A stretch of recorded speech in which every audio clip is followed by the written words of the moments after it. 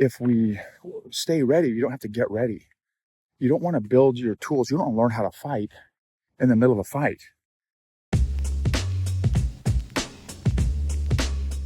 Welcome to the EQ Gangster podcast, where you will learn practical tools to grow your mental and emotional health and intelligence to be the best version of yourself, both at work and at home. It is real, raw, and transformational.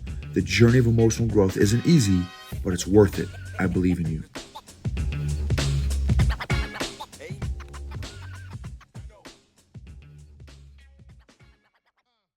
This episode is sponsored by Arrowhead Leadership Consulting.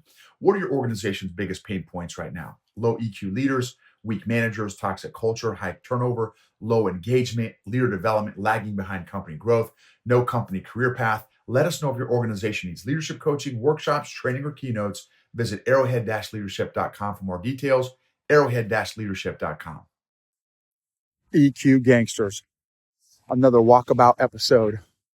I'm grateful for amazing, beautiful orange flowers, pink flowers, brighter red flowers, plants, ivy, road signs, trucks, wheels, brakes, engines, parts on engines that I don't know how to use, pistons, shocks, spark plugs, blood clotting processes and systems, eyeballs, sight, smell, my five senses, my physical, spiritual, mental, emotional, social health that I'm still working on. Okay, this episode is on if you stay ready, you never have to get ready. I pulled that from Tim Kennedy, 7th Special Forces Group sniper, owner of Sheepdog Response, former UFC fighter. And so and I just was on an podcast episode with Bodie, Trip Bodie, who is he just became a first sergeant. He's getting promoted to first sergeant in the Air Force. He's been podcasting for a number of years. He's got the Shadows podcast, Trip Bodenheimer, great dude. And then another super guy, Big Estrella, Miguel Estrella, who has Mentor Shop Talk, where he cuts people's, he's an Air Force guy as well, and he cuts people's hair on the side, and where they talk about leadership and mentorship, which is brilliant. And one of the concepts we talked about was road rage. And it just triggers, right? The concept of the triggers. And one of the things I shared was, emotionally, if we stay ready, you don't have to get ready. You don't want to build your tools. You don't learn how to fight in the middle of a fight. Well, I just pulled a hamstring trying to get ready. I've dropped probably 30 pounds physically, probably the best shape I've been in a probably 20 or 30 years. And I injured myself in the process. I mean, I've injured myself probably 3 or 4 times recently in the last 90 days getting ready physically. My thumb, kind of hyperextended my thumb doing jujitsu. A guy cranked the crap out of my neck doing jujitsu. And then I just was doing sprints and pulled a hamstring doing sprints. And I stretch regularly to avoid this. But I didn't stretch before I did this sprint workout. So you got to train properly and prepare properly. So it's not like you're not going to fall when you're pursuing, getting in a position where you can get ready, right? And so, hey, what's that? And so, that's something to just keep in mind, right? You're going to have some potential setbacks and shortcomings and face plants and stuff in your journey, but you gotta push through it. That's part of the journey. It's like, okay, do I throw in the towel? No, of course not. I can still walk. I walk with a little bit of a gangster limp right now. And so next time I just got to make sure I pace myself more, maybe either not do as many sprints or do them slower, or obviously at a minimum stretch before I sprint. And you got to know where you're at, self-awareness. You got to know where you're at in your journey in these different areas.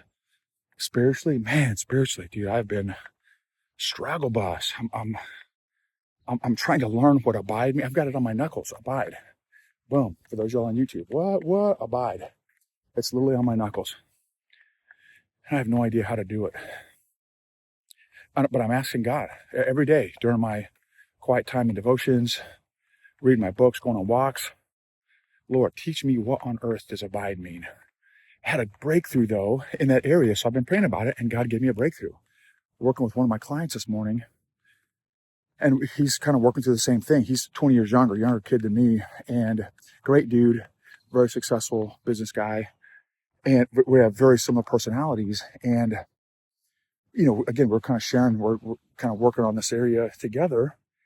And the concept of abiding, I'm like, man, I wonder, so if God told me to abide with you, right? What does it mean? So if God gave me the directive, okay, Noble, you got to abide. I'll call him Joe, with Joe. You got to abide with Joe. What does that mean? What does that look like? Well, that means I've got to spend time with Joe. I got to hang out with Joe. I got to work with Joe. I got to walk with Joe. I got to do jujitsu with Joe. I got to communicate with Joe. I got to spend time with Joe. If Joe writes a book, I want to read his book, and not just to say, hey, I read your book, but to like, hey, dude, this, reading your book really taught me a lot of stuff about you.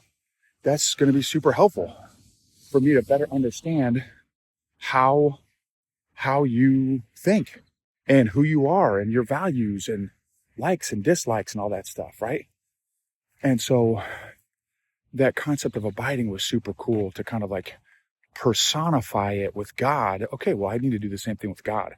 But the whole point of this episode, it's not necessarily the abide piece, although that's a huge one. It is, how can I stay ready in all these areas of my life so that I don't have to get ready? I don't want to learn how to fight in the middle of a fight. I don't want to learn how to do jujitsu when I need it. That's too late, dude. That's like probably 5 years too late. You want to learn before you need to. I want to learn faith. I want to learn how to abide. Now, I should have learned how to abide 20, 30 years ago. I didn't.